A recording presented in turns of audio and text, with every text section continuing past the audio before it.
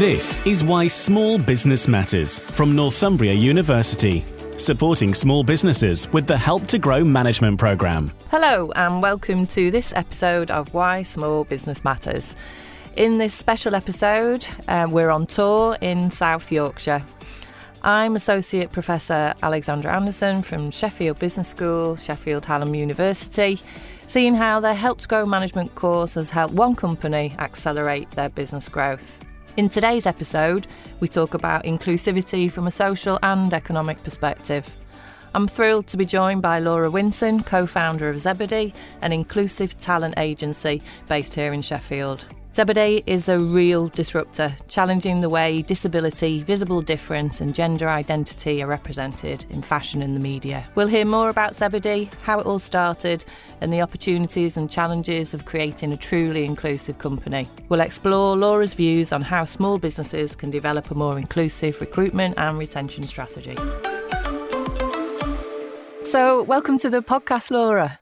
Thank you. Thanks for having me. You started your business in 2017 and the business idea came about whilst walking on the beach with your sister-in-law? Yeah, sure. So by background, I'm a social worker and my sister-in-law is a performing arts teacher working with people with disabilities. And I was on maternity leave. I went to visit Zoe. We had a little walk on the beach, took the dogs for a walk, and we were just having a chat about the lack of representation in the media, the lack of opportunities for people with disability. And it was literally a light bulb moment that we had there on the beach. We just kind of were like, do you know what? Should we set up an agency and try and change that? Try and encourage people to be more inclusive with their casting and to try and open up more opportunities, primarily for the people that we knew, but also, of course, the wider disabled community, and the rest is history, really. So how did it actually then all start? How did you get the business set up? So straight after the walk, we went home. We went to my mother-in-law's house, and we told my husband and the family, like, oh, we've had this idea. We're going to set up a business, and everyone looked at us like, okay, are you crazy? Like what? What's going on in your mind? Neither of us, had run a business before. Neither of us had definitely never run a modelling agency before. We did a quick Google search to see if there's anybody out there doing what we were doing, and we quickly found it wasn't really very commonplace what we were doing. Pretty much nobody had really thought about being inclusive in the modelling industry. Got in touch with the company's house, set up a company, and just started everything from scratch. We had to learn, like we are still learning. We've learned every step of the way, but we reached out to the people that we knew and got some really nice images of them as our initial models. We plagiarized model agency contracts that we'd seen before and kind of got our head around what a contract needs to look like. We got in touch with friends that we knew in the creative industries to help us set up a website. In fact, because I was alumni of Sheffield Hallam University, they were very kind and offered me a small grant to be able to buy a laptop and pay for some website and IT stuff. And then the rest of it was just, we picked up the phone and we reached out to everybody we possibly could think of. Like, we just started to try and drum up business. We had no idea. We didn't have a Rolodex of all the names in the business. We still don't. It's very, very hard to kind of make contacts in this business. We were literally picking up the phone and ringing Marks and Spencer's customer service and saying, can you put me through to the casting team? We were just ringing everybody, and we went on Instagram, reached out to everybody we could possibly think on Instagram. We set up our social media pages. I was on maternity leave, so I did kind of, when my baby was sleeping, I had time to be doing that. And Zoe was just working evenings. So we both had a little bit of time in the daytime to kind of do a bit of work and try and get the ball rolling with the business. But, this first 6 months, it was just all prep. It was just all hard work for no gain, really. For no financial gain anyway.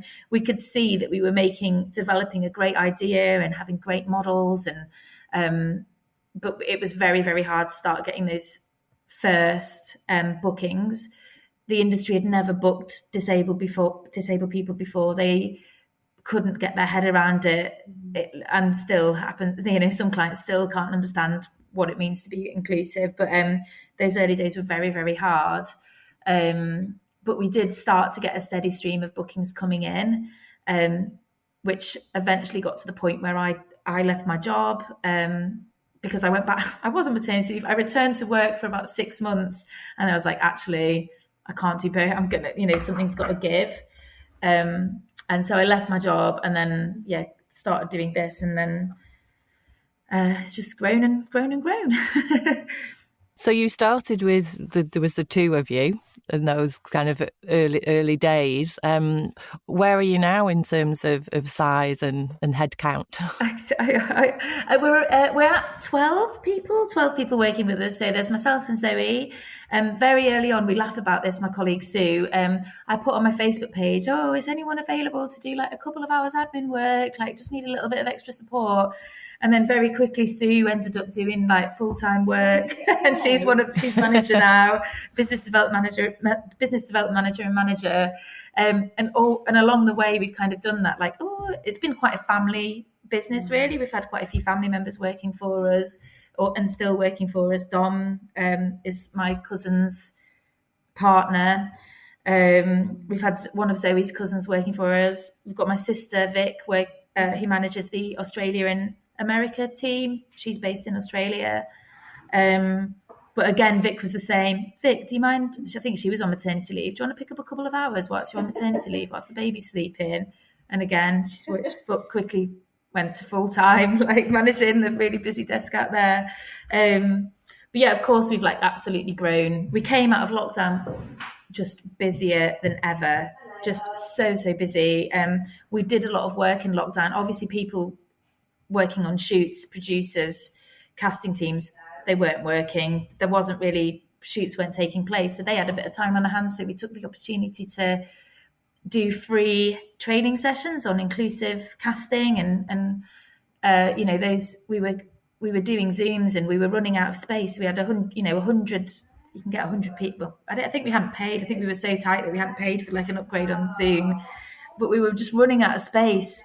People logging in to see how to do this, and then we came out of lockdown like just something clicked in the public's perception. I think it was partly due to the hard work that we did, but I think lockdown also made people think a bit more about vulnerable people, about the importance of being kind. There was Black Lives Matter that happened in the middle of it. Again, people thinking about diversity and how to be more inclusive and less discriminatory. Something seemed to click, and since then it's just been super busy, and the team grew like threefold since then. So Sheffield, we both love Sheffield, and I'm coming from over the Pennines because I'm originally a Salford girl, but been in Sheffield a long while, and I know that you're very much attached to Sheffield. So Sheffield is a creative city. Films are made there. It's got a very vibrant music scene. Some excellent bands have come out there. Arctic Monkeys, of course, only just being one. There's a whole digital space, digital creative sector. You establishing Zebedee in Sheffield and being the disruptor in terms of a creative model agency, an inclusive model agency. How much do you think this can really put Sheffield on in the spotlight? Well, I would love to say loads. I would love to say it's going to have a huge impact, and it's going to be brilliant, for the creative industries in Sheffield. I love Sheffield, but I'll let you into a secret. I was actually born in North Yorkshire. So I'm Yorkshire born and bred, but I've been here, I've lived here longer than I've lived anywhere else now, over 20 years. I think the thing with Sheffield is it's a very we don't blow our own trumpet, and maybe this is why I'm giving this answer because it's a really creative city, and there's loads of creatives here. There's loads of freelancers, independents, small companies. We're not I guess we're not really on the map for being like, if you compare us to Manchester or Leeds, where all the ad agencies are, we're not really on the map. But I think there's so many creative people, and I just that's one of the reasons why I love Sheffield, is that we're not all about the swagger and big headed and this, that, and the other. We're all understated. We're just getting on with what we're getting on with, and we're enjoying ourselves. I don't think, like, in terms of what we do, the city isn't set up for it. I don't know there's no big, like Manchester, we don't have the fashion brands here. We don't have the big production studios. We do have one we've opened our office here now. We're based at Park Hill. We've got one of the new commercial units here. We've moved in only just before Christmas. We've literally just moved in. It's a purpose built, so we've got offices upstairs, and we have our own accessible studio downstairs. So we've kind of made our own studio. So I mean, I hope that it does put Sheffield on the map. I hope it makes it easier for people to cast in Sheffield. I hope it makes it easier for people to shoot in Sheffield. We have Warp, one of our neighbours here. Hopefully they'd like to cast some of our talent for their future projects. I really hope so. And I do love Sheffield. So whatever anyone can do to increase its profile, I'll hopefully just be a small part of that. So at the time you started the agency, I think there's probably approximately 0.01 representation of models with a disability or visible difference. And across the UK, 24% of the UK population have a disability.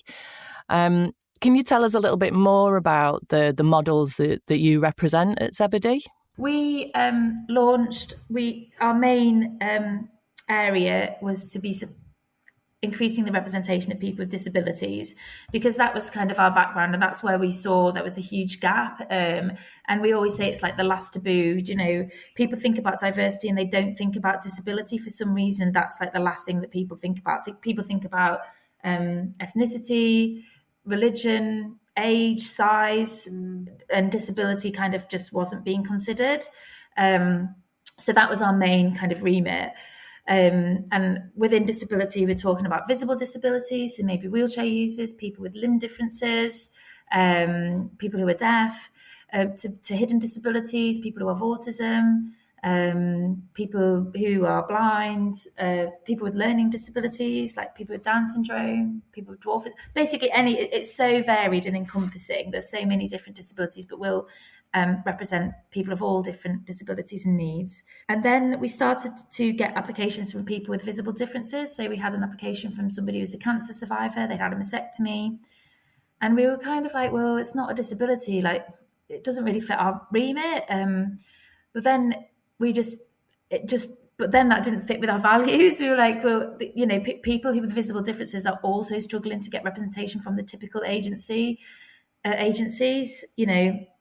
so we decided to take the step to also represent people with visible differences. So that encompasses, people with mastectomies, people with alopecia, albinism, vitiligo, scarring, burns, anything which you would see as a visible difference.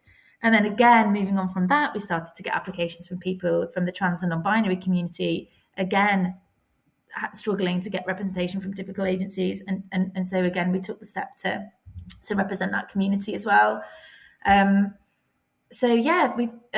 very, very varied. And then, of course, within that, we take diversity of all forms very seriously as well. So, of course, we do have a huge variety of different ethnicities, different sizes, different heights, different backgrounds, different looks. Like, I'm very, very proud. If you go onto our website, our guys look so diverse, so unique. And I know that, like, when I do have a little nosy at what our competitors are doing, very often their books look so similar. Everyone is the same height. Everyone is the same size. Everyone has the same length hair. Literally, it's so, and we are really, really varied. So we're really proud of that. And I think it has been refreshing for our clients. And I think we represent around 1,000, I couldn't know off the top of my head, but around about 1,000 models worldwide. We're working in the UK, Europe, the USA and Australia. So worldwide. Yeah, So, and taking this message, then you are a disruptor in your sector. You're working with some big brands, so Gucci, Amazon, Marks and Spencers. So taking this concept, to those big brands as a small company, what were the challenges in doing that? Yeah, I mean, we've always tried to make people think or encourage people to think that we're a very big company and that we're like, we have kind of, it's obviously been very, very hard. Like, companies still find it hard to understand that they need to be disability inclusive. They don't know the stats that you just quoted there about how common it is to have a disability, how common disability is. And I think because disabled people are excluded from so many areas of society, they are less visible. And then people who are working at these brands think that it's not common and don't see that there's a business case for it and don't see that they should be doing it. And we still have that problem. So we do spend a lot of time educating our clients, reaching out. We do so much reaching out to try and educate and inform people about the importance of doing it and how to do it well. So it has been really, really hard. But I think because we've worked so hard and we are a little bit different to other agencies, the way that because we'd never worked in agencies, we didn't know the rules. People find us, we're very, very friendly. We're very, very approachable. We know what we're talking about in terms of disability and difference. We know all of our models. We support all our models. We know them really well. And I think that comes across, it comes across to our clients, and we are able to talk about what value we can offer to them. And we do argue what the business case is to them. I can give examples. We had one of our girls doing, she did a Gucci beauty campaign, Ellie. She's got Down syndrome. She booked this little job. We didn't know it was just not a huge paying job, but it was doing an editorial for Gucci Beauty and hopefully going to be placed in Vogue. Well, it did get placed in Vogue and it did get placed on Gucci's main Instagram page, and it got near enough 1 million likes. And it remains their top liked post ever. So for me, if that doesn't argue the business case for being inclusive, then I don't know what else we can do. I don't know what else can be done to argue how successful being disability inclusive can be. I feel like I've gone on a tangent there, but hopefully that gives you an idea of, yeah. No, not at all. Not at all, because I think that also then speaks to, it's not just about, recruiting the models for the job. This is all about them from a culture that they may have as an organisation to be looking to maybe recruit others with disability difference into other roles within the company. This is it. I mean, people often ask me about this, how do we make our behind the camera teams more inclusive? And I am not an HR expert. That is not something I all I know about is running my agency and encouraging people to be inclusive in front of the camera, and what that brings to a creative campaign, what that can do for your business, how important it is for the community to feel represented. But at the same time, it's clear that if organisations were disability inclusive behind the camera, if people sitting on the boards had a disability, if people working on creative were disabled, then of course I believe that their campaigns would also be more inclusive because they've got the disabled community have got a voice from within. So there's so much that organisations need to be doing to be more disability inclusive within their teams. I think I briefly mentioned that disabled people are excluded from so many areas of society in general, including employment opportunities. They're less likely to find employment, and there's just no reason why that should be the case. Brands need to think about how they can be more inclusive, and I only know a little bit, but I know there's lots and lots of evidence out there to show that brands and organizations are more profitable, the more inclusive that they are. There's so much more diversity of thinking and innovation in organizations that are inclusive. And without thinking about disabled people within your organization, you're missing them out as customers as well. And of course, you mentioned like 24% of the population has a disability. Why are you ignoring such a huge sector of society that could be your potential customer? But these are indeed all the conversations that we do have with our clients. The stats do back that up. The big learning disability survey that MENCAP published in 2019, just 23% of working age adults with a learning disability had a paid job. And then similarly, 53% of any person with a disability had lower employment rates. And as you said there, diversity within organisations, again, the evidence shows that drives innovation. If you were advising an SME who is looking to be more inclusive in their recruitment and retention strategy, what would your kind of top 3 pieces of advice be? In terms of our models, we've never struggled to recruit any of our models. I think because there was just like an absolute need for something like us to exist. Like there'd been so many people who'd wanted to get into the industry and then hadn't been able to. They would just face rejection. There was no other agencies that would consider disabled people. So we've found it very, very easy to recruit our models. We face the same challenges as other small and medium size companies in recruiting a disabled team. I'm really, really keen to ensure that our team is also representative of the people that we represent. And I think there's a few things you need to think about. It's going to take longer, probably, to recruit a more inclusive work team. You need to think about where and how you are looking to advertise your jobs. And you need to think about how they're written. So just simple things like removing jargon. Like, are you asking for qualifications that you don't actually need just because you think you need them? Can this be done on the job training? Is that going to open it up to more people? But yeah, looking at your job spec and your person specification, making sure that you're putting it out, advertising it in different areas to where you maybe would normally go to different community groups. Have a little research to see what are the job sites that diverse communities would have a look at, and have a little bit more time.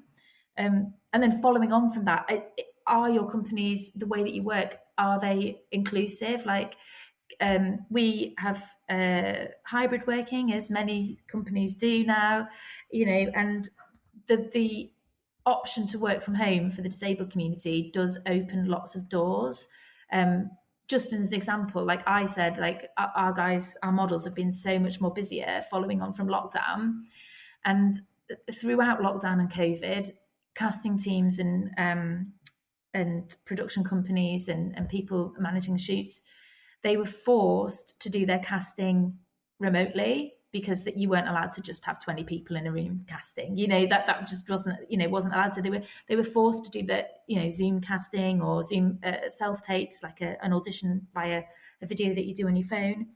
And because of that just opened so many more doors for our guys, because they can't just travel to London. The tubes, if you're a wheelchair user, getting around London is an absolute nightmare. You just can't do it. If you have neurodiversity, like it's really, really tricky to manage an audition scenario. And again, I think that's one of the reasons why we were so much more busy, because as we're doing now, this podcast, but doing it remotely, it makes it so much more easy for people to access different opportunities. You're listening to Why Small Business Matters. Find out how Northumbria University can help your business thrive through the Help to Grow management programme. delivered by leading small business and enterprise experts from Northumbria University, with the support of leading figures from industry and experienced entrepreneurs. The programme supports senior managers of small and medium-sized businesses to boost their business's performance, resilience and long-term growth. The 12-week programme is 90% funded by the government, and the fee payable by participants is £750 and has been designed to allow participants to complete it alongside full-time work. The in-depth, high-quality curriculum supports you to build your capabilities in leadership, innovation, digital adoption, employee engagement, marketing, responsible business and financial management. By the end of the programme, you'll develop a business growth plan to help you lead your business to realise its potential. To find out more about the programme, the modules, eligibility and fees and delivery dates, go to northumbria.ac.uk/help-to-grow. You're listening to Why Small Business Matters. I'm Alexandra Anderson, and today we're talking to co-founder of Zebedee, Laura Winson. Zebedee continues to grow and grow, working with more models than ever. And you mentioned globally. So, Zebedee has gone international. How did those international market opportunities come about? So I'd love to say I wrote a business plan, I researched the market, I did all the things that you're meant to do, but it kind of happened a little bit by accident. We started to get inquiries from America. We were like, should we have a look at this market? Somebody had mentioned to me about the Department of International Trade offering funding for business trips. So this all happened just before lockdown. I don't know if we'd be where we were now if it wasn't for that. So Zoe and I went on a trip to New York, met with as many clients as we possibly could, run a few casting days, got, 30, 40 models, some images of them so that we could kind of have on our website. And then we came back and just started reaching out to the same as what we did in the UK, reaching out to as many people as we possibly could, like banging on the door, informing, educating. And eventually we started to get those bookings coming through. And then my sister Vic, as I mentioned, I'd asked her to pick up a few hours because Australia, the time zone is better. So I found I was working I'd wake up in the middle of the night and I'd respond to email. I was literally working all the time. Oh, this needs doing this. Yeah, you can't manage it. You can't manage an American modeling because in this industry, everything has to be immediate. Like I know some industries, like you get an email, you can reply the next day or the next day. This industry, you reply immediately or you lose the job. You have to, time is of the essence. So I got Vic working a little bit because in Australia, they're pretty much a day ahead, almost exactly, like a day ahead, but on the same time zone. So she was working for America and she was like, do you know what, why don't we just do Australia as well? Because I'm in Australia, it makes sense. So I was like, yeah, let's go ahead and start with Australia. So yeah, that's kind of how everything that we have done has always been very, very organic. And I'm sure we're going to talk about this later, but this is one of the reasons why I wanted to do the course, because I feel like I never sat down and read how to run a business book. I've had an idea and thought, right, I'm going to do this idea. How do I do it afterwards? So that's kind of how I've always done it. And I don't know if I'm meant to say that on a business podcast, but that's kind of how we've done it. I don't think you will be alone. With Help to Grow Management, you joined that course. What were the motivations for you then starting on Help to Grow? A couple of things, and I don't think they're probably the same motivations that many other people would have. But the first thing was kind of just allowing myself to have a bit of time to reflect on we never get time to reflect on what we're doing. We're just, like I said, it's such a speedy industry that we never get time to sit back and think, actually, this is an achievement, or this has gone wrong. How can we do it better? How can we grow? Giving myself a little bit of time to reflect and also use my brain in a different way is what I was thinking. I did a degree, I've done a master's. I've always liked to try, learn and think. And I think like because it was just everything had been so reactive and I've just been so busy, I was like, it's actually going to be quite nice to start using my brain in a different way again. So that was one of the motivations. And as I just mentioned before, I've never studied business. Well, I did a business GCSE many, like 100 years ago.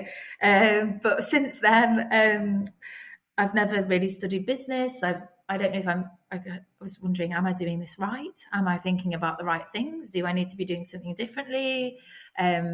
Just double checking. And also just having the opportunity to maybe be in a room with other people, maybe in a similar position to me, learn from them. So they were my motivations. And then in the Help to Grow management cohort, the other people in the room, they are leaders from SMEs, but not in you're a niche sector, not in your sector. How was it working with other SMEs from different sectors, different types of companies? Incredibly interesting, and you do find that not all, but many of them face the same areas of development or issues that I would face as well. I mean, there's a couple of guys that worked in recruitment, and I always say, because I worked in recruitment for quite a while, and so did Sue. This is how we know each other. We worked in the same company many moons ago, and I always say we are recruiters, but we're just working in this niche recruitment environment. It's exactly the same. It's picking up the phone and reaching out to clients and winning that business, whilst managing your models and managing their expectations and keeping them happy and developing their careers. So it's much the same. So it was nice to kind of meet those guys and learn about how they're doing things. But of course, because it's quite structured, the course, and of course we're learning about different things every week, and you can always relate that to something in your business. You can always relate it, as everybody else did. And I think it's just nice. It was nice for me to see that everyone is just like normal people like me as well. Do you know, again, I'm sure many people talk about imposter syndrome, but it's like, am I doing this right? Am I really running a business? Do you know, am I, so it's just nice to see normal people. What I would say is normal people. So what was the kind of the main learning from you, would you say, that you took from the course? I mean, there was just so much. Something that sticks in my mind is we did a team session around, we didn't have a vision, mission and values. We'd never kind of got around to doing that. We knew what it was, kind of, because obviously we're such a value driven organization. That's the reason why we exist. So that was kind of quite easy for us. But we'd never sat down as a team and come together and got that in writing. So that was really cool because we managed to get those together. The team put all the ideas together, and then we've made it into visuals as well. So we've got a disabled illustrator to kind of put some illustrations together. So it's kind of made a nice little bit of marketing material for us at the same time, as well as kind of really solidifying for the team what we do and what our value is to our customers and to our clients. So that was really nice. And I think I went into this wanting to learn about how to because we're quite a small team, I really want to have them. I want them to be happy. I want to have a happy team. It is a high stress environment. It's a fast environment. So just learning about change culture and just having a nice environment for the team and what we can do, and having a nice workplace and push for high performance in the workplace, but at the same time making people feel valued. That was all really interesting and helpful for me as well. So Sue is now on the course as well. What's the benefit of having another member of the team go through the course for Zebedee? Well, I'll be completely honest, we haven't had time to chat about it too much. But we literally, before I got on this call this morning, I told her I was doing this. She's like, oh, because I hadn't even had time to tell her I was doing this. But it will be valuable. because of course Sue's learning many of the things, like it would be really useful for me to refresh my memory, do you know, like what's we feedback. And it's always been my plan to, like, when we have team meetings every bi-monthly, so it's really I'm trying to bring one topic per team meeting to the meeting, and having Sue there as well, who's also done the course and also kind of help guide the conversations and train and teach the rest of the team about what we've been learning, is really helpful. And I think Sue's really been enjoying her mentor as well, and that's kind of helped things move forward. And it's just, and I think she probably joined it for the same sort of reasons that I did, you know, this like, do we know what we're doing? Am I doing this right? So it's just developing a more confident member of the team as well. Like, and of course, like I said, I want the team to feel happy and valued and feel like they've got opportunities, and I think that's really helped Sue in that area as well. But yeah, I'll be, like I said, completely cards on the table. We haven't had much time to chat about it, but it's on our list. As is the case when one runs a very fast-paced, small business.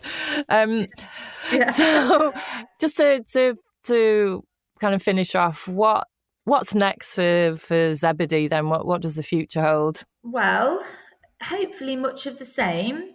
I hope, so you gave stats there that 0.01% of the people featured in advertising has a disability. We've had a little look at those stats, and they're moving closer to around 2 or 3%, something like that. So of course there's been a huge increase in the past 6-7 years, and we like to think that we've been quite instrumental in making that change. Like, I don't watch TV very often, but when I do, if I see a commercial with somebody with a disability, 9 times out of 10 they're one of our talents, so that's a nice feeling.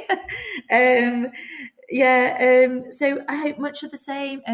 We do exclusive here, we've got there's a documentary coming out in February next month following our agency and our models. That's on Channel 4, coming out mid-February, called New Model Agency. So we've got a little documentary coming out.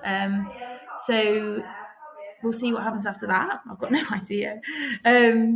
But I always say, like, I won't stop pushing until we get to, 20 or so % of people featured in advertising have a disability. So it's representative of the society that we live in.